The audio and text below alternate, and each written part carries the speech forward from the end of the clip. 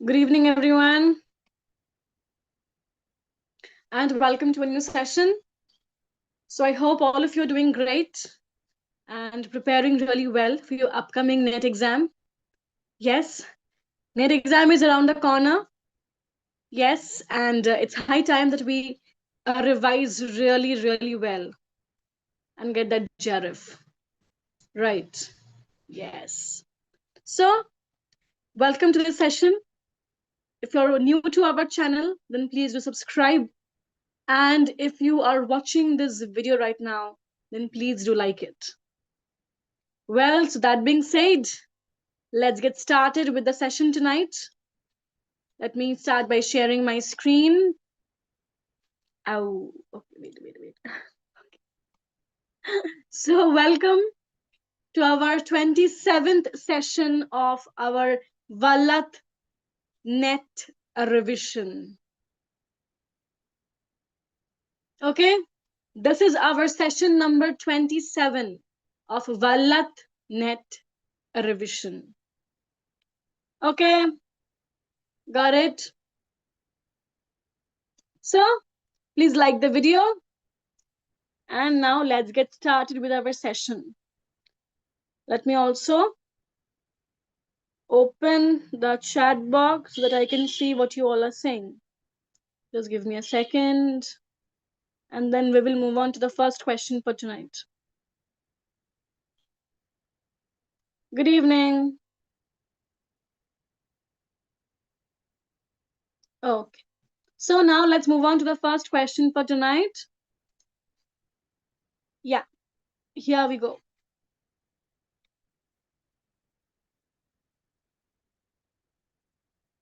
The poetic psyche, in its process to full development, undergoes as many changes as its Greek namesake, the butterfly. And it is remarkable how soon genius clears and purifies itself from the faults and errors of its earliest products. Faults which in its earliest compositions are the more obtrusive and confluent, because as heterogeneous elements which had only a temporary use, they constitute the very ferment by which themselves are carried off. Who said this? Who compared the poetic psyche to that of a butterfly? Who was it? Tell me. Who compared the poetic psyche to the changes of a butterfly? Tell me fast. Because NTNet will ask you quotes. They will ask you questions from quotes. We have already discussed this so many times that quotes will be important. Say,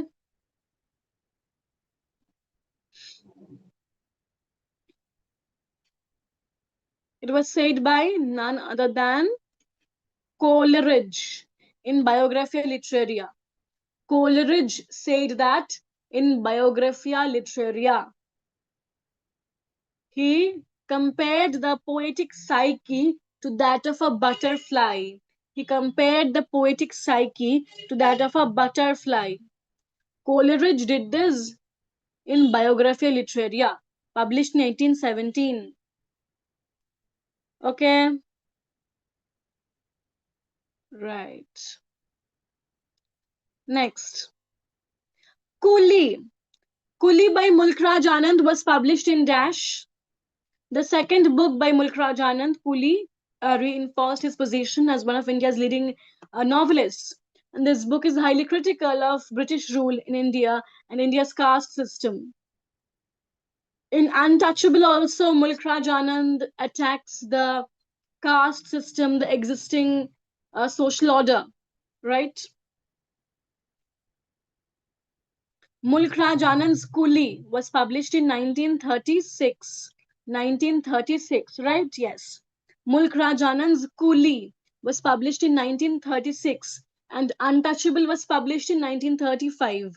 That was his debut novel. Untouchable was published in 1935 and Coolie was published in 1936. 1936. Got it? Yes. Okay. Next. I Sing the Body Electric is a poem by Walt Whitman from his 1855 collection Leaves of Grass. This poem is divided into 9 sections, each celebrating a different aspect of human physicality. Its original publication, like the poems in Leaves of Grass, did not have a title. Is it true or false?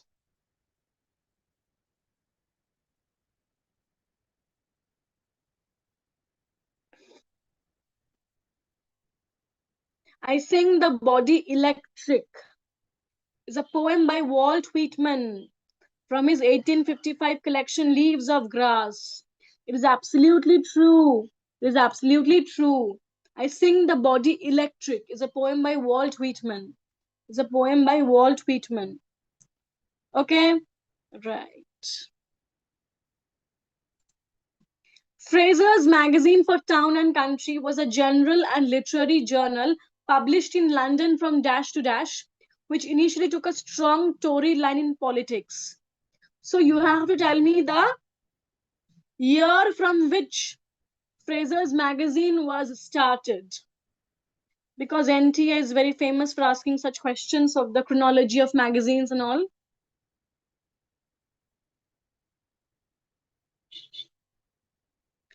Fraser's Magazine was started from which year? Fraser's Magazine was started from which year?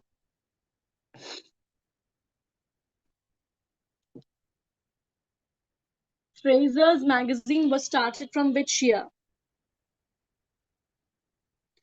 Fraser's Magazine was started from 1830.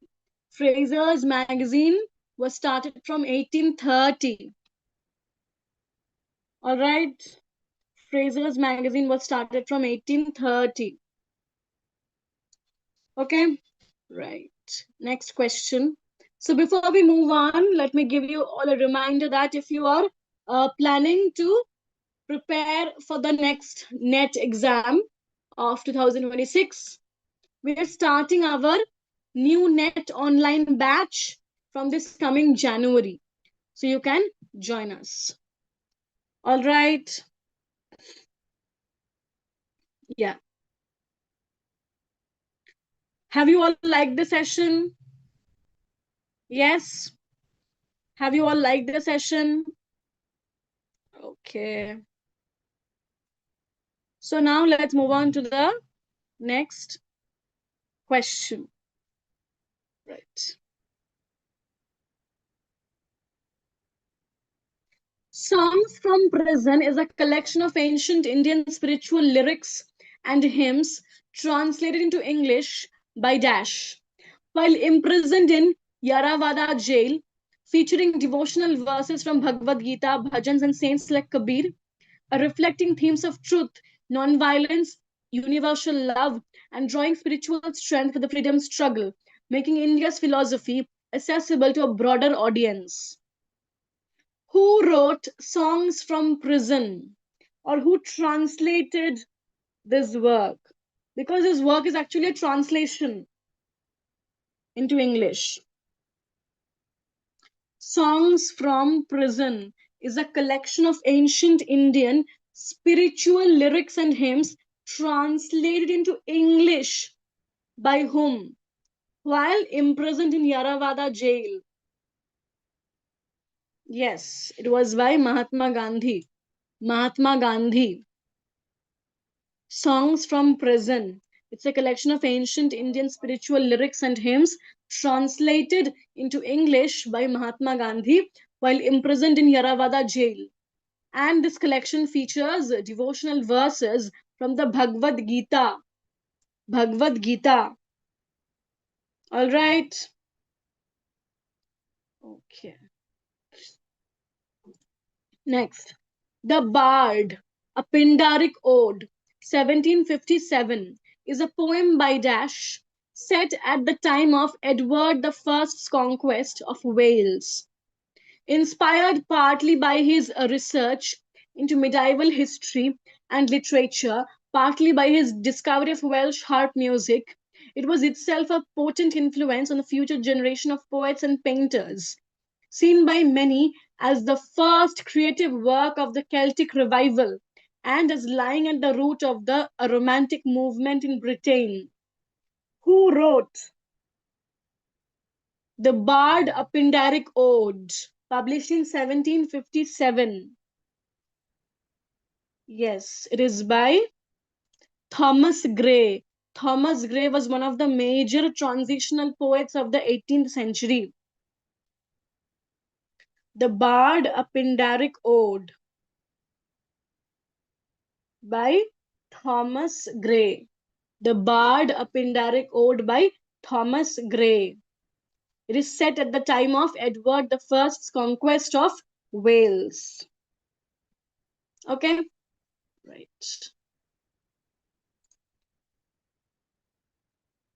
The master's tools will never dismantle the master's house is an essay by Dash that confronts the tools of divide and conquer, which were used by white patriarchal society to build the master's house America.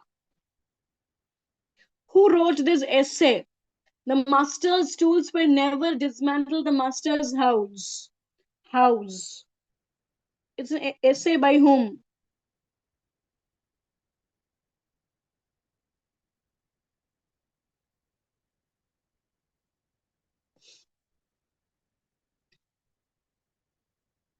Who wrote this essay about the tools of divide and conquer which were used by white patriarchal society?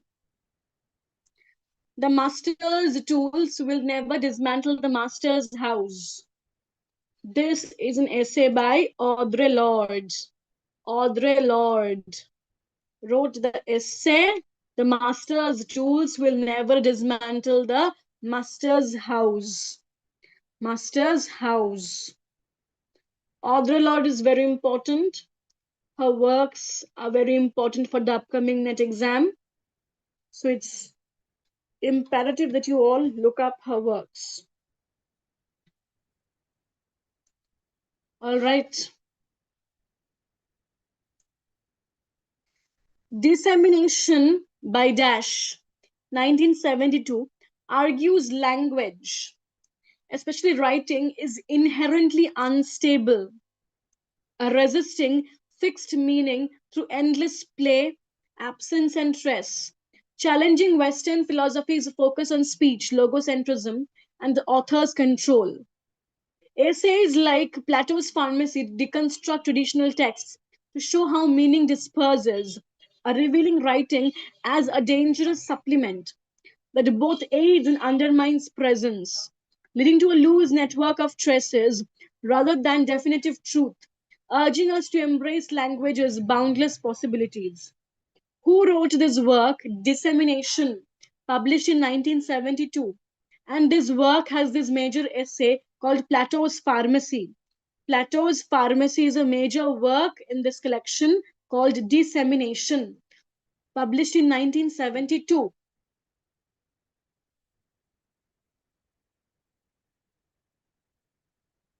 Yes, Dissemination is actually a collection of essays by Derrida, published in 1972. And this collection has the essay, very important essay called Plato's Pharmacy. Plato's Pharmacy.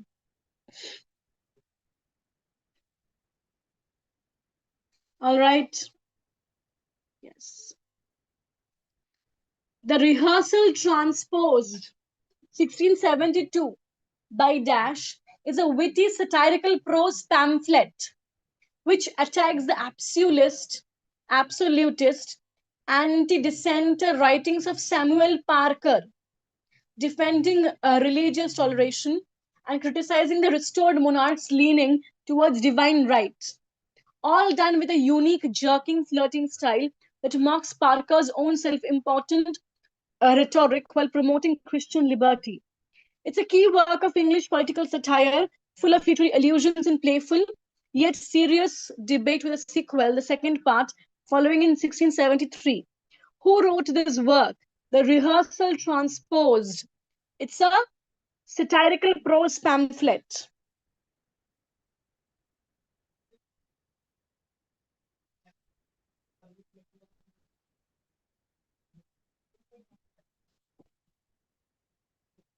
The Rehearsal Transposed. It's a witty satirical prose pamphlet by Andrew Marvell. By Andrew Marvell. All right. This by Andrew Marvell, which attacks the absolutist anti-dissenter writings of Samuel Parker. Samuel Parker. Okay, Andrew Marvell. The Rehearsal Transposed. It's a satirical prose pamphlet by Andrew Marvell. All right, next. The Rape of Lucrece is a narrative poem by Dash about the legendary Roman noblewoman Lucretia, who wrote the Rape of Lucrece. The Rape of Lucrece is a narrative poem by whom?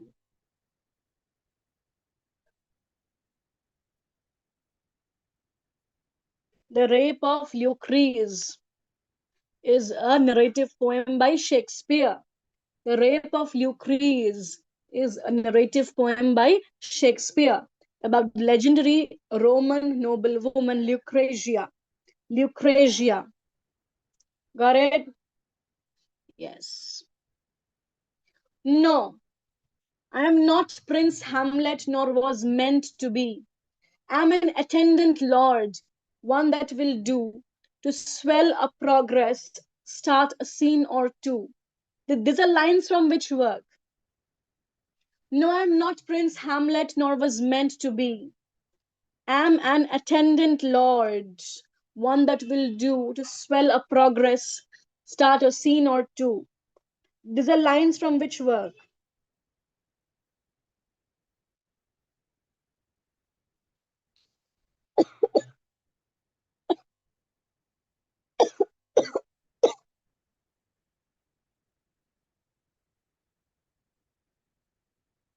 These are lines from which work?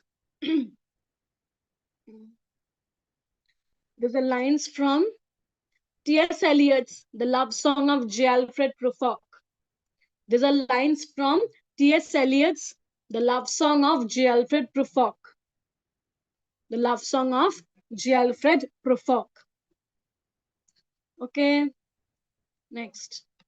The Meaning of Meaning, a study of the influence of language upon thought and of the science of symbolism, is a book by C.K. Ogden and I.A. Richards. It is accompanied by two supplementary essays by Bronislaw Malinowski and F.G. Cruikshank. It was published in which year? The Meaning of Meaning by C.K. Ogden and I.A. Richards was published in which year?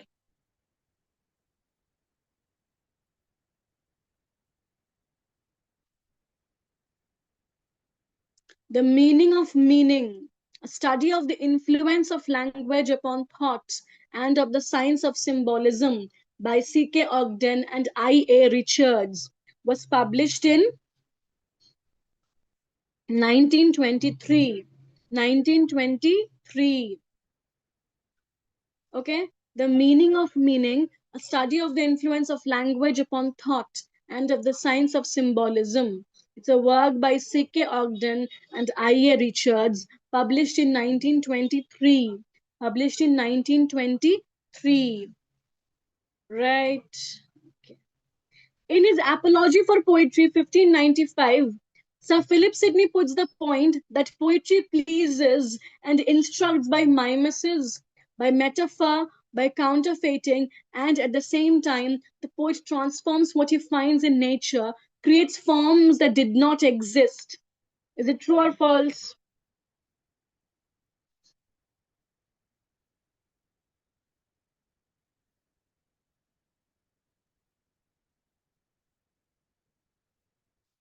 Tell me.